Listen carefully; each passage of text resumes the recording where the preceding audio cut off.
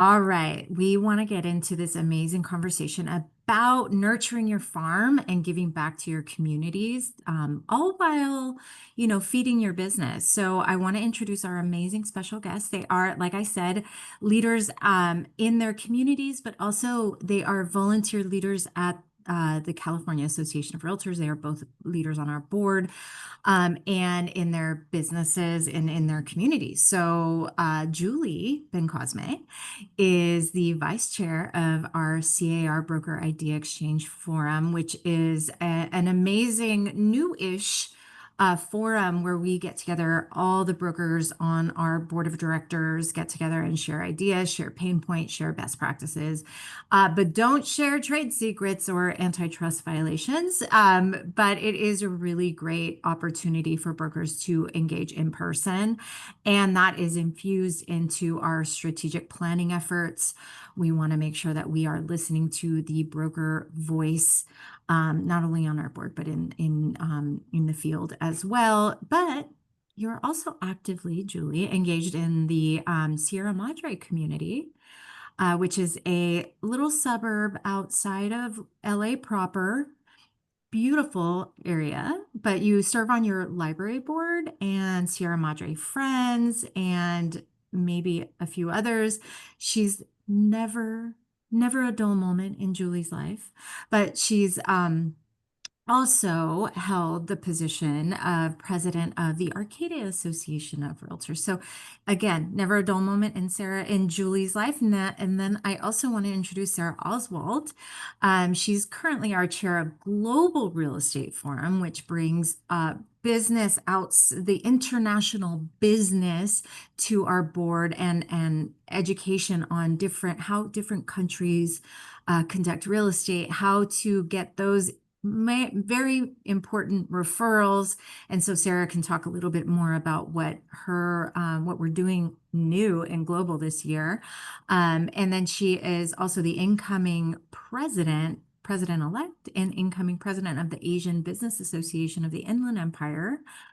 She's district vice president of California Women's Council and also immediate past president, I believe, or past president of Inland Gateway Association of Realtors. I had the absolute honor to be at her installation and install her board of directors. And I welcome both of these ladies to share their wisdom with us today. And it's the goal of how we can turn what we do and love into work. And so we talked a little bit about, I think, Julie, you had a quote, if you do what you love, then everything else falls into place. So let's talk a little bit about what you love, why you love it, and how you infuse that into, building community and building your real estate business. So no big task, but Julie, I'd love to hear hear what you do. Well, it starts, I grew up in this community, so I believe in it. And what led me into the library, it's not like I read a ton, most of my reading is done with the real estate stuff, but I didn't grow up in with a ton of money. I had a big family, so we would go to the library. That's where I would get my learning from, encyclopedias. I think I had L or something, but I didn't have the whole set. So I love going over there, and it was turning into a situation in our library where it was gearing towards not there and it's there. So that's where I fell in love with wanting to be a part of it, looking for something to do in the community, and they were looking for members, and I said, let's get in there. And so that's what started, and then just going and working hard for that. Did that start before you got into real estate or? No. And I honestly wasn't thinking of it. I mean, I know I need to be involved in the community. It was a small part of it, but I like to be involved and help. So but it turned out to be a great thing. Absolutely. And Yeah. so what's the crossover? Like how does that help with your real estate business? On all the members that are on that library board. Well, it's the Friends of the Sierra Madre. But there's a library board, and then there's the Friends of the Sierra Madre. But everyone in there are strong community members. You'll always find, and it's the same thing with volunteering at CAR and NER. It's a small group that gets a lot done. So this very small influential group is a very active and trying to raise money and do this. So I begin to be with ex-mayors and very strong, caring people and members of the community that have very big houses. I love that. Well, I'm going to pass that question over to Sarah and a little bit about what you do to nurture your farm and to build your community. Well, the way I do it is how do I nurture my community is by providing value to the community. That is so important. I try to determine what the needs of the communities are. I do a lot of research. I am so adamant about understanding what the needs of the communities are, and then I work toward providing the value to them.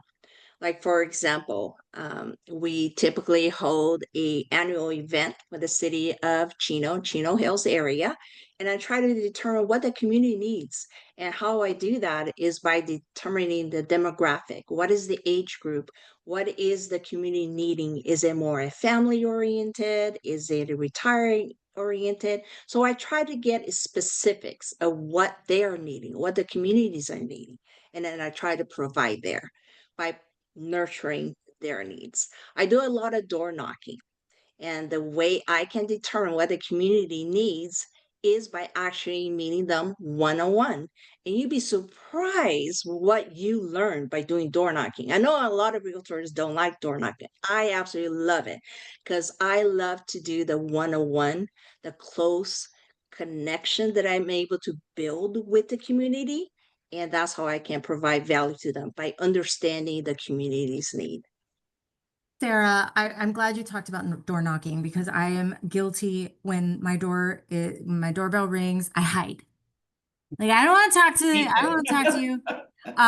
But it is a valuable way to farm. And I think um one of the things we want to understand and hear from both of you is that when you're building or doing different events in the community, like what you just described, Sarah, Julie, like what you're doing in the with the library, it not only infuses what you love and what you're passionate about, but it enables you to engage in the community and share your wisdom with potential clients. So it's not like you're doing it only for that, but you are able to do what you love and love what you do, right? So maybe Julie, can you talk a little bit about that? So I'm more covert. I'm not knocking on the door I'm just I not. saw that. I saw your Yeah, kid. as soon as you said, I'm like, ah, no. And, honestly, what I try to teach agents and what I've had to do to myself is, look, I'm setting myself up for failure if I'm going to say that I'm going to do door knocking. So I've done a different, my tactic is more something that I'm comfortable doing because I believe and I love, I don't necessarily feel comfortable pitching myself, hey, sell, buy, kind of thing. I feel more comfortable coming in and saying, hey, the community needs this. I care about our community. I know you care about our community, and I build a relationship more that way. Mhm. It's an easier reason for me to get in, and I call it my covert marketing, because they see me. I'm right here in the middle of the town. They know what I do. I've got my flyers on the front of the thing. I've got my advertising in the thing. I send out my flyers. I do my mailers. You know what I do. But when I'm knocking on your door, I want it to be because I'm helping and caring about the community. That's easier for me personally. Absolutely. And I think what the lesson here, everybody, is that there is not a one size fits all approach to real estate. It is really about building something that you believe in. And Julie, I just want to take a moment to, how did you get started? Because you didn't just drop in here and like the community knows you, right? I mean, yes, you were born and raised there, but how does it like think about when you first started out, how did you get started? What was that kicker for you? And how can folks here learn from that? Well, so actually, it's even worse because I was known as the bad kids of Sierra Madre. It was a small town for the redheads. We know. So, I you was have also a people, bad kid in high school. I was very bad, but that's for another a lot conversation. of salespeople probably, we're outside of the box thinking anyway, but no, it's a matter of me really, I mean, would love all my business to be in just this town, but that's not sustainable. It's a very small town and not much turnover. So it's just a matter of becoming involved in the city, doing community events. I was on their 4th of July committee, I've been on I've done movies in the parks, concerts in the parks, endless things.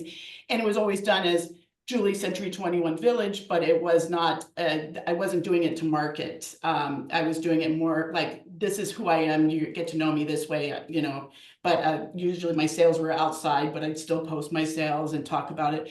And people would always ask me more along the lines of, Julie, I know you're in real estate. You probably have a list of people. Hey, can you help me with, I need a gardener, or I need somebody to help me with my air conditioning. I was more of a resource. Or can you pull my title up? I lost that.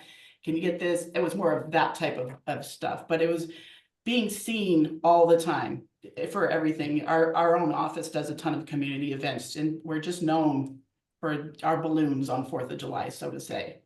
Right. And I think one of the things we do know about marketing in general, or if it's nurturing your farm or like sending out mailers, consistency.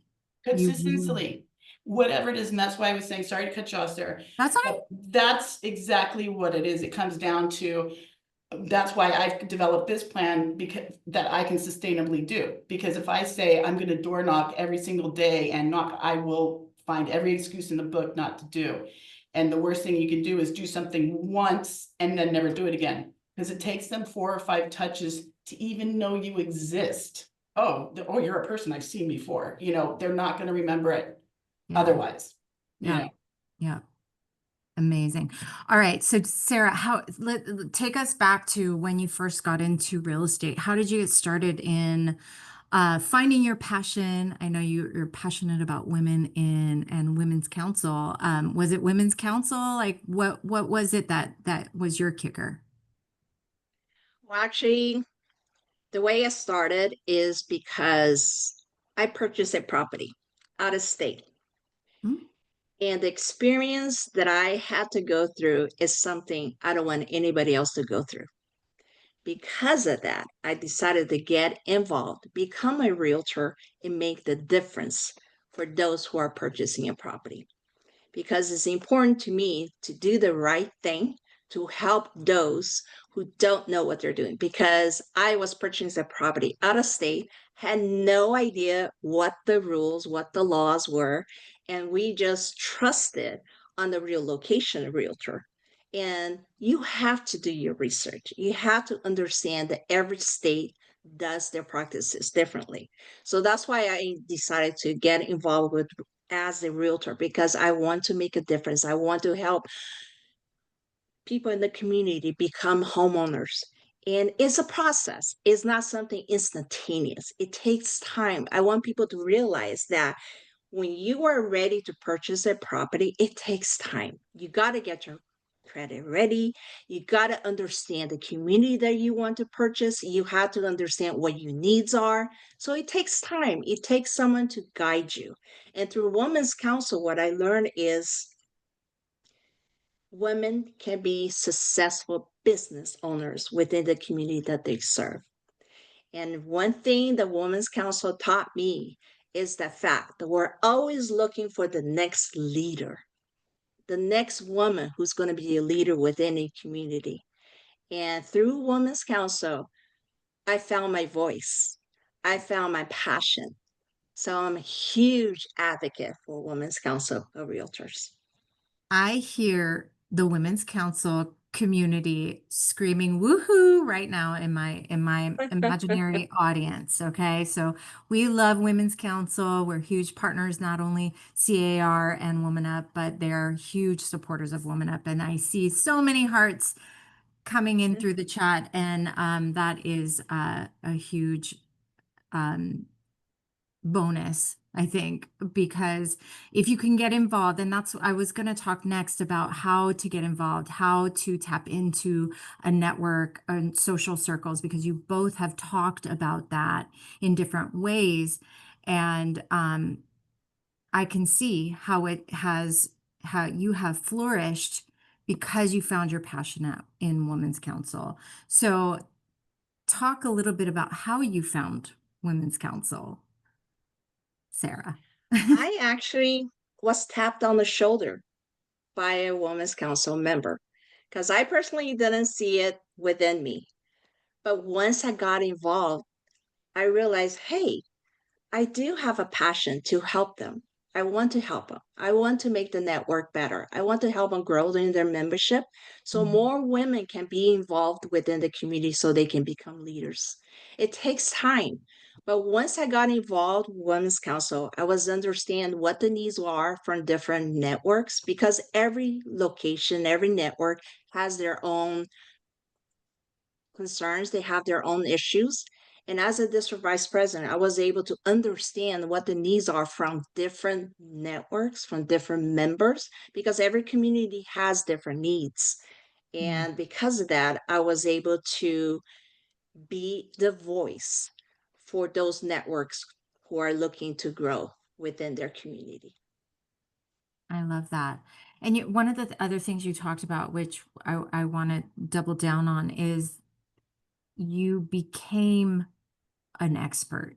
You didn't start real estate being an expert, right? You didn't start as an agent being an expert, but it was doing your research. It was building rapport. It was the 10,000 hours that it takes. And so I'd love to hear from both of you, and maybe we'll kick this over to Julie about what are ways that you became an expert. What's your regimen? What do you read? Like, how did you become Sierra Madre expert and beyond the bounds of Sierra Madre? Um, what, you know what, this is, it's a process. And Mhm. I said before, I've run other businesses before, so I know it takes a certain amount of prospecting and doing that types of things. You're looking for your now business versus your future business. The first thing that I always suggest when teaching people is time blocking, because a lot of times we as women or men coming into this business, we don't realize we are our own bosses. We set our schedules. We don't know what a schedule is or what we need to do. So the first thing it's time blocking, create your schedule. That's the first thing I want to see. How many hours a day are you going to spend on your mailers? How many hours a day are you going to spend in your community? How many hours a day are you going to be spending doing all of the things that you need to be doing to create a well-rounded type of business? And very importantly, where you're not always spinning your wheels, you need to have your family time and your personal time, because I started out as single mom really when I had to get into this. So obviously I had to be done by 3 o'clock to get my son from school. So those are always the balance of things. And consistency, stick to that time block. Consistency, stick to that time block. And like I said, when you're building in your community, that's more of like, there's not going to be somebody that comes up to you right now and say, hey, Julie listed my house. Thank you so much for helping at the 4th of July parade, which I would love, but it didn't work that way. You know, that was me building up for my business in the future, where I'm not always having to go out there looking for it. It's coming back to me looking for me. And then when I would do my open houses, and floor time was another thing. And you always have your ads. It was in the newspaper ads in my day, but now it's obviously switched over to online. But again, these are all different departments of your business that you have to do, and you have to have them on your schedule for your time blocking. Right. I think we were talking a little bit about, you know, how easy it is to get into the real estate business, but the real estate, a career in real estate, being a successful realtor takes a lot of work. Mhm. It's easy to get your license, easy, quote unquote. By design, right? Yeah. You want a low bar to entry because that is the last bastion of entrepreneurship in the US, right? But I think to be successful in this business, it is about reading. It is about knowing your market. Sarah, what are you doing? What's your regimen? How did you become that local market expert? For me, is to understand my market, understand the needs of my community. So what I have done is important for me to network with chambers. It's important for me to network with different organizations such as ARIA, Asian Business. Through Asian Business, I was able to understand what the needs are of the local business owners. And with that, I also was able to see the value of who you network with is so, so important to always show up not only with the people, the organizations that you're part of, but they also see you as an expert. And through that, our business are able to flourish. Just to give you an idea, for the city of Eastville, we just recently met with some of the leaders who we got together, try to understand how we can better the community. We got together with health professionals, mental health professionals, what the needs are of the community. And we came to discover that we have a large community of Asians. 33% of Eastville are Asians. And what their needs are basically fell in transportation. We wanted to make sure that they were able to go to perhaps a daycare because the majority of them don't have access to transportation. They can't drive because Eastville is known as the multi-generation community. They have typically three generations that lives together within a house. So what's understand is important for us to understand what their needs are. After our meeting, what I realized is there's a lot more bus in our streets now just to accommodate some of the needs of the community. So get involved in the community, dig deep down what the needs are. So I love that's that. what we accomplished recently. So getting involved in your community is key. And let's break that down a little bit. How give your best advice on how to get started. Like where did you look? Where did you Google to get I would say I would say how I started was my passion. I had a strong passion to when I first moved to Eastville about 20 years ago. We were known as the dairy community, but I saw the value within Eastville because it was so centrally located from LA, Orange County, San Bernardino. And I wanted to make sure that our community was flourishing equally to what OC was and so forth. So what I did is I tried to determine what my passion is. How can I convey the information to those who reside in Orange County, which I used to live in Mission Viejo. I wanted to share with them. There is so much opportunity in an inland empire. You have so much opportunity buying a bigger house, great education, but it's just a matter of getting the information out. So with me, what I did is I got connected with some of the local city officials. I learned what the needs of Eastville was, and I worked together with them. So it's important to find what your passion is and then work toward it. I think that's a valid point for everybody to take away because you can do something you love and turn it into a marketing and real estate strategy, right? So uh That, I know that can grow your business. that can Yeah. grow your business. So let's talk a little bit and look, it's not the only reason. I think we both know you both are soul-hearted leaders in your community and you do it because of your passion for the community. But let's talk a little bit about how that translates into the real estate business. Who wants to go first? Well, I just want to go on the tidbit because my style of getting in there is totally different. Not Yeah. totally different. It's one thing where I'm talking to city officials, but I am people of the people. I go into the local coffee shop and now I'm going to sit there and have a conversation with somebody.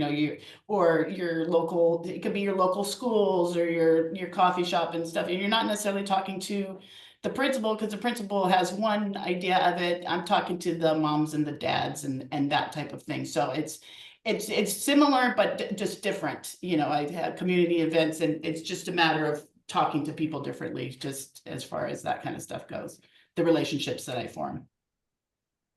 I love that. Me, You asked a question and I totally didn't hit it. It's okay. It's okay. I love this conversation. We're going with the flow. Go ahead, Sarah, and then I'll get back to Julie in a minute. with me, what I like to know is what is coming up. So we just had a gathering from Fiona Ma. She told us what some of the budgets are that have been allocated for the Inland Empire. And why And is that Fiona important Ma for is our, the state treasurer of California, correct, correct? for California? And she shared with us how much it was budgeted specific for Inland Empire. And why was that important for realtors and the community? Because we can understand and foresee where the development is coming from, where it is going to be 5 years from now, 10 years from now. And the things that we were able to learn, we're able to apply to help the community. For example, we have the Bright Line, which is the train from Rancho Cucamonga to Vegas. So what we are seeing is some of the realtors are specializing in land purchases within this route. Wow. And we also find out that Barstow, the smallest city, I want to say, in the Inland Empire, is going to be one of the biggest booming city because that's where they're going to be transporting all the imports from the ports before they separate them. So all this information that we're getting from government official is insight to how we can help foresee and foretell investments from realtors and so forth. So because of that, I just want to share recently, I got really involved with global investors, foreigners who are purchasing within Inland Empire because they do see Inland Empire as a very reasonable place to build warehouses and bring their business into the Inland Empire. So because of that, for us to give them and becoming the expert Inland Empire, we're able to determine and share with them where infrastructures are needed, where housing is going to be built. And because of that, always stay informed. I believe stay informed, learn from the officials, and you'll be able to share with your local community and realtors who are looking to build alongside with the local government officials. I think that's a wonderful example of how your quest for knowledge, your passion for being informed, why you got into real estate translates into actual business and clients. So I love that. And actually, you reminded me of a book we read in strategic planning and finance, which is my passion. It's Seeing Around Corners by Rita McGrath. And that book really talks to your specific point. It's being knowledgeable. It's reading about the data, looking at the big macro trends to be able to understand what will happen, like you did with Fiona Ma and the bullet train, right? Being able to understand and know what the future plans are as they come out. So I highly recommend that read. We'll put the link in the chat. Julie, let me know what are some of maybe give me an example, give us all an example of how a what you've done with the library or with being engaged in your community has translated into actual business in real estate. So when I joined the library, it was right before COVID. Joined the Friends. So the Friends is a side group that we raise money to augment the library budget because our city doesn't give it as much love as the rest of the groups in town. So when I first got involved, we were working on trying to get a bill passed or a tax passed, which was not my favorite thing, but a tax passed to fund for the library to get a new library. It was completely unsafe. Children's room, good earthquake would fall in on the kids in the room. So it was very unsafe. It had a whole bunch of things that I needed to do just to get it ADA compliant. So we had a couple of grants, but we got together and wrote a letter to Assembly Member Holden. He was the chair for the Reparations Committee. And we're like, we picked a pie in the sky number and said, give us $10 million. So we all signed it, and I guess they had extra money and we got a check for $10 million. I thought, when I first read the letter, Amazing. Oh, when I Wow. first read the letter, I looked at it like, I thought it was just an acknowledgement of the letter, because none of us could believe. I'm wow. laughing because it was like, because we had just been busted. City council's like, I'm not supporting this bill. You know, we'd have to fight this all by ourselves, and it would take a lot of money that we didn't have. So we're like, last ditch effort, give me. And like I said, it was a pie in the sky Well, number. that was bold and tenacious, And they and did you it. made it for They your. asked me, what number should we do? I'm like, let's ask for 10 million, what's it gonna hurt? Because in sales, you throw it up against the wall and see what sticks. So it stuck. That was a So nice piece that of was the spaghetti. game changer, and that was just the first like month I was president of the Friends. So that totally changed the whole fundraising goal to just needing like $700,000 or $1 million for the furnitures and fixings, because we have our base library set to have a safe place to be. So I have to say that was my greatest moment, and the joy of it, I can't even explain, as you can tell, like, because it was such a defeated moment. It's kind of like that movie where it's just like, yeah, the chips are down. It's this terrible moment. And you get this letter. And it was the evening when we got the letter. I was having a glass of wine and I'm like, wait, did I have too many glasses of wine? What the heck am I reading right now? So it was totally awesome. So I have to say, I mean, that was not just me. It was just part of the group that I was, and it was a winning moment for all of us. And for your community. Absolutely, Yeah. because everybody, and police are absolutely important, and fire department, obviously they saved so much. But the library is your positive place to be. And during COVID, so many people don't have computers. They had to, the Friends paid an extra amount to have this extra strong Wi-Fi so people could come in and get Wi-Fi and get the things that they needed for these online schools. The parking lot was full of kids that didn't have that available to them at home.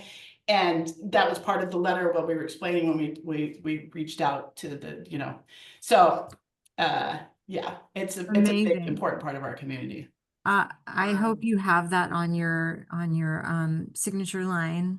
Oh, Got $10 million for hey, why not? No, but it's actually a beautiful story. Oh my gosh. and And it was just at the moment where we're not going to be able to have a library. We're going to have to shut this building down, and we're just going to have to make it a room somewhere and just lose all of these archives and history and just so much important things, and this community place where we have gatherings and all that kind of stuff. We were going to lose it. So it is a beautiful story. It is so awesome.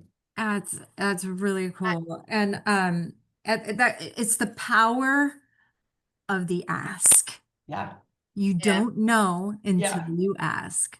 And I'll just do a little plug for being involved in CAR. I wouldn't even think of writing these letter or these types of things if I was not getting this knowledge of these different types of things that we could do from CAR and NAR. So I've been in this business for 25 years.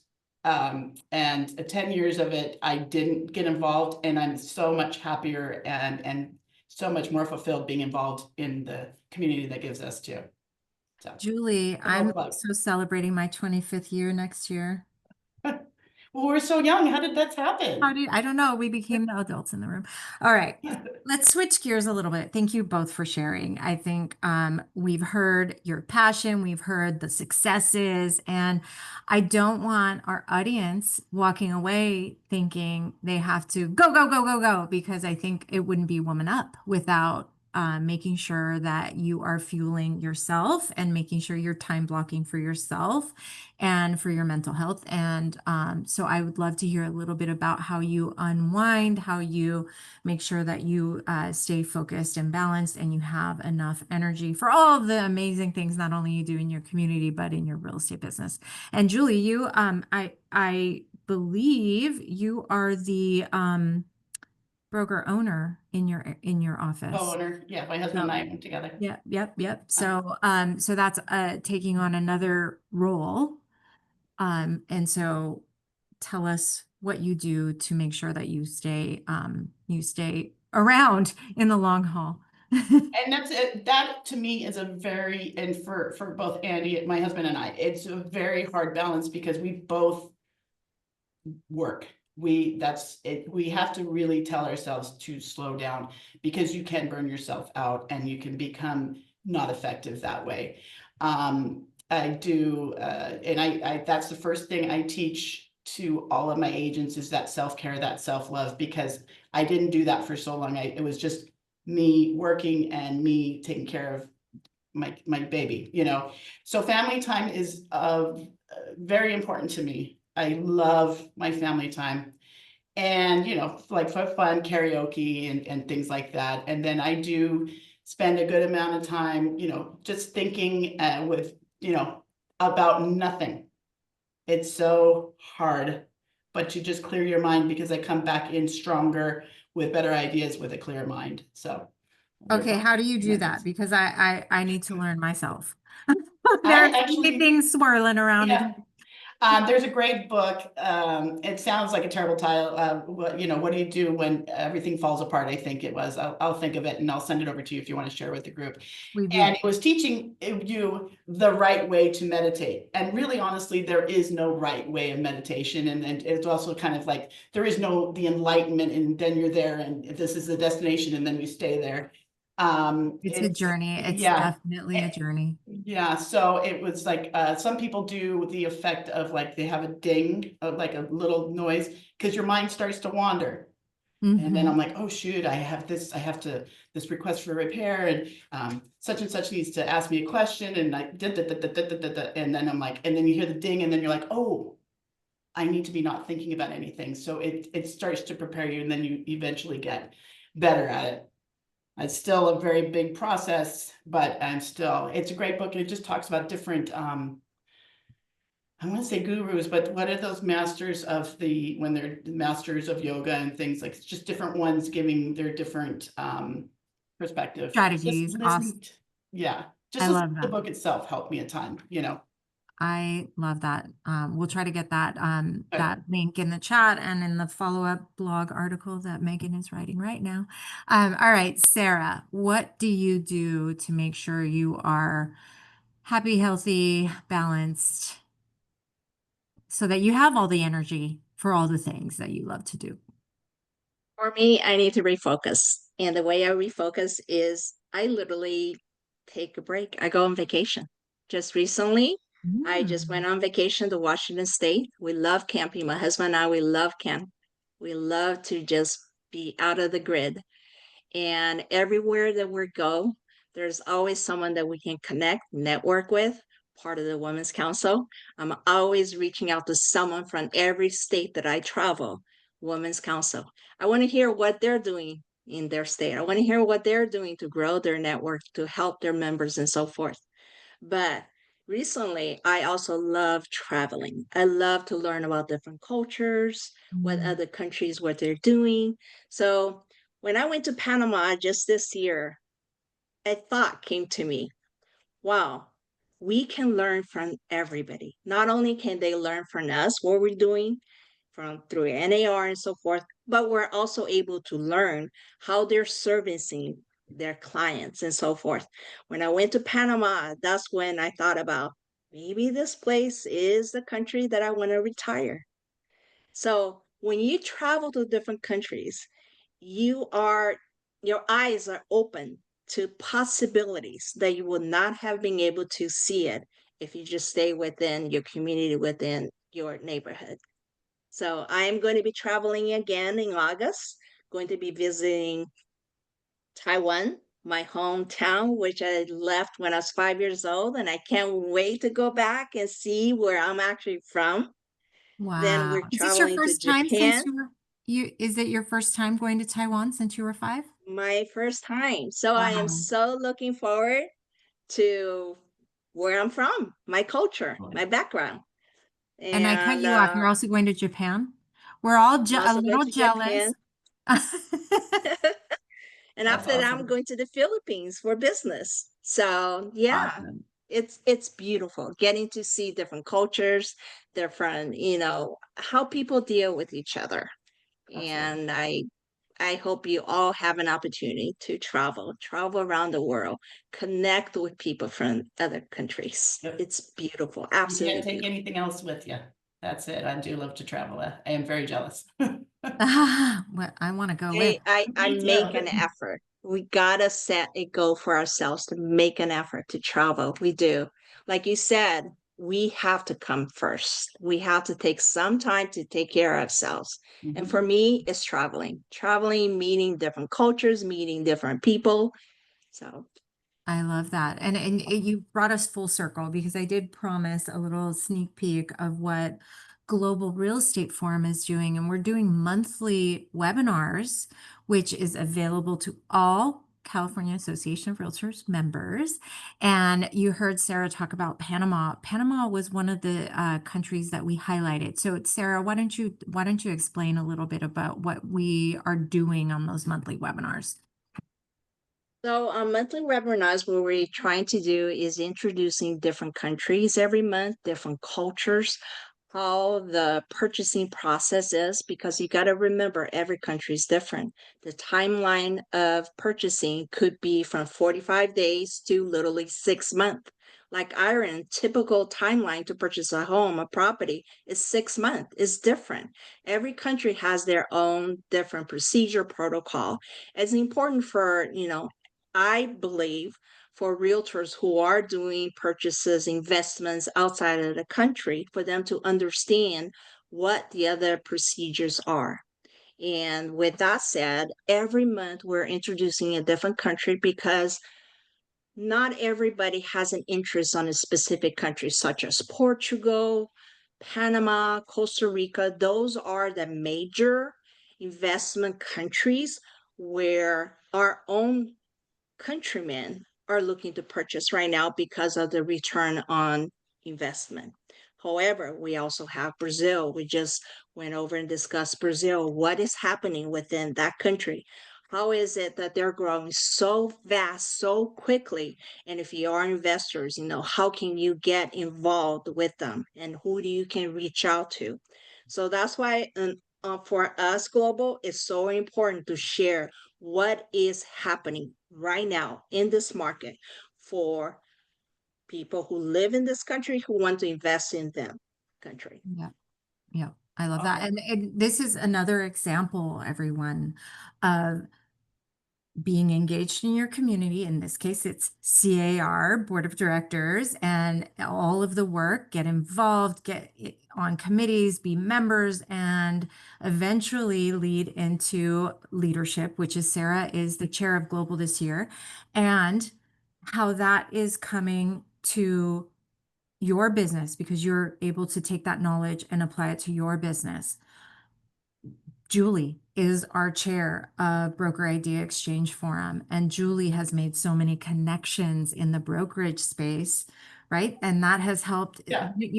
Talk about how it's helped your business. Well, it's a lonely business. It's It nice to is a be able lonely to be, business. it just is, this is, you go from companies, everything else was like, it's camaraderie, but we do all work together, we just do. And it's opened up, and actually everybody in the room, it's a nice atmosphere. Everybody feels comfortable sharing and sharing their ups or the downs, and we're together when it's a rough moment, and we're cheering for the good moments. And just being a part of CA and NER, it steps your level up like of professionalism. Like I said before, I was one of those realtors that said, I already paid my dues, I'm out of here, I gotta make my money. But just going to the committee meetings, I started going to the committee meetings, not even being funded or director. I just was so interested in the knowledge that was shared, and so much that's pertinent to what your clients are asking about local laws and things like that. So it's helped me a ton, and I wasted those 10 earlier years not being a part of it. Well, I mean, that's the whole reason why we're here today. It's like understanding what like fuels you, but also what helps your business. Absolutely. And that's just another example of it. But you heard today about getting involved in your community, getting involved where you are passionate, getting involved. I think just And the power, I think one big, huge takeaway is the power of the ask, right? I'd love to open it up. I think Melanie's going to come on and see if we have any other calls to actions, any questions that are burning from your perspective, Melanie, as a former realtor, even though now you're staff, yay.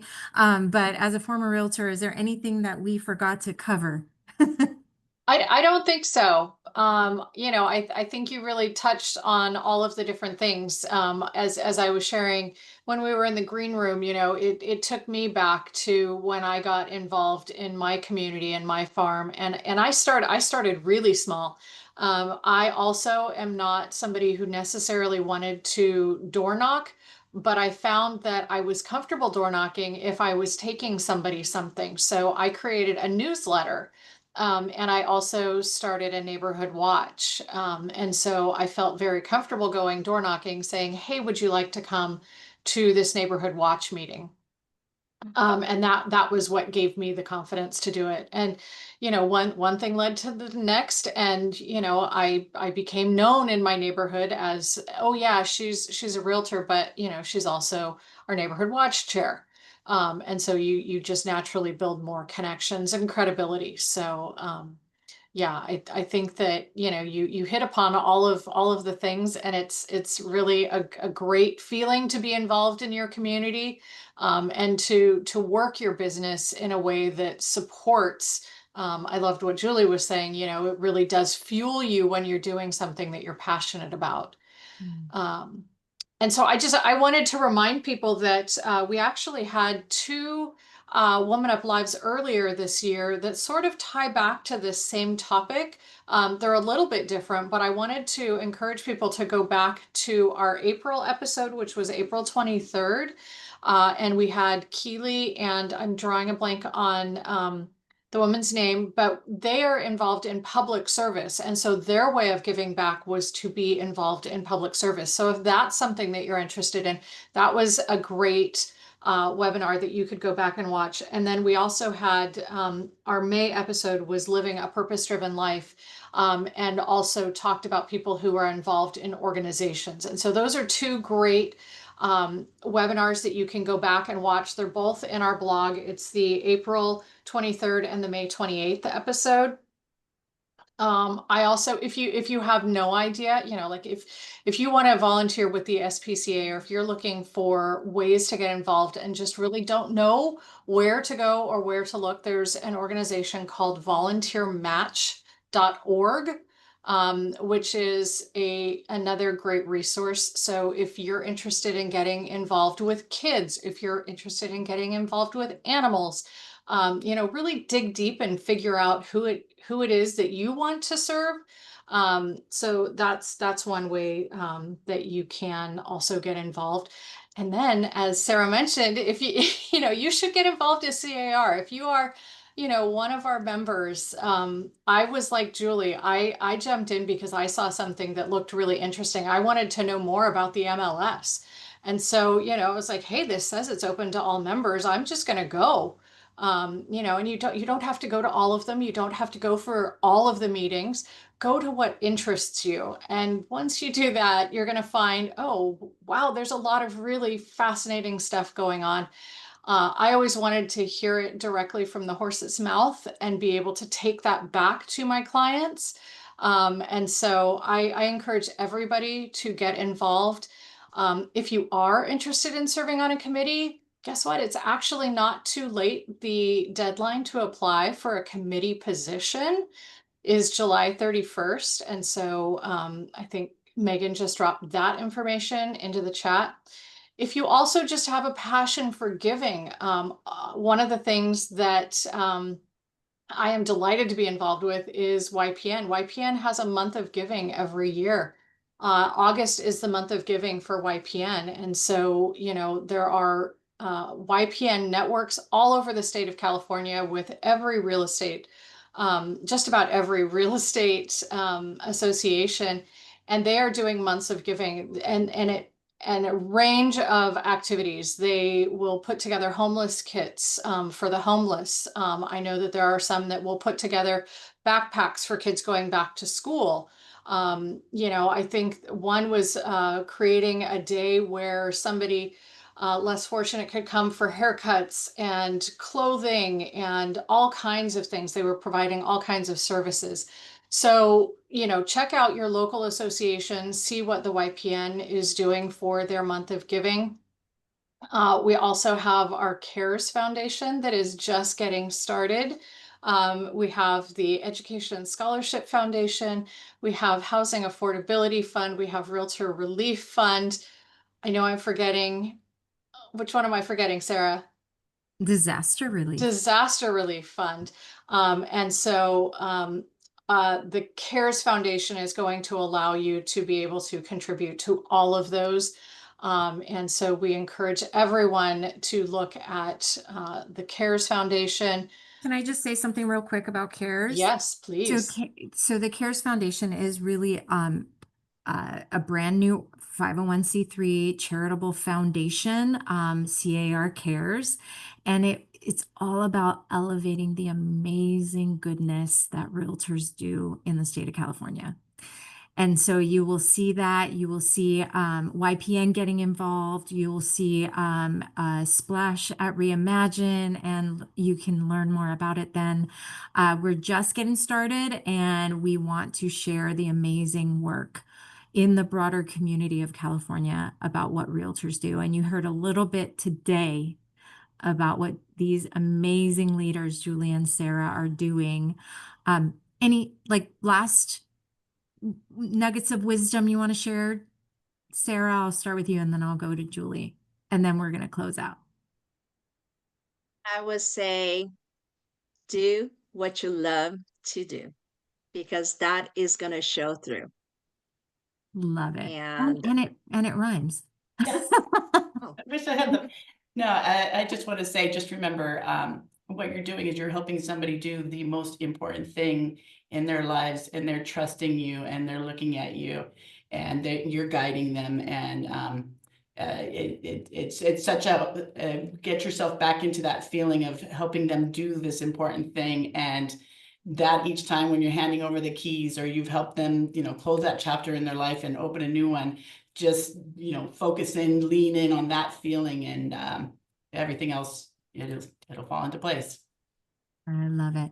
Well, if you have any questions for our guests, any follow-up you want to ask us, I want Megan to show her video so everybody could see the face behind how WomanUP goes. This is the team that makes it happen. Thank you, Melanie and Megan, and thank you all for being here with us today. Melanie, did you have anything that we missed saying, or we're good? I don't think so. Just, you know, visit IamWomanUp.com. You can find our blog. You can subscribe to our emails. You can share your story with us.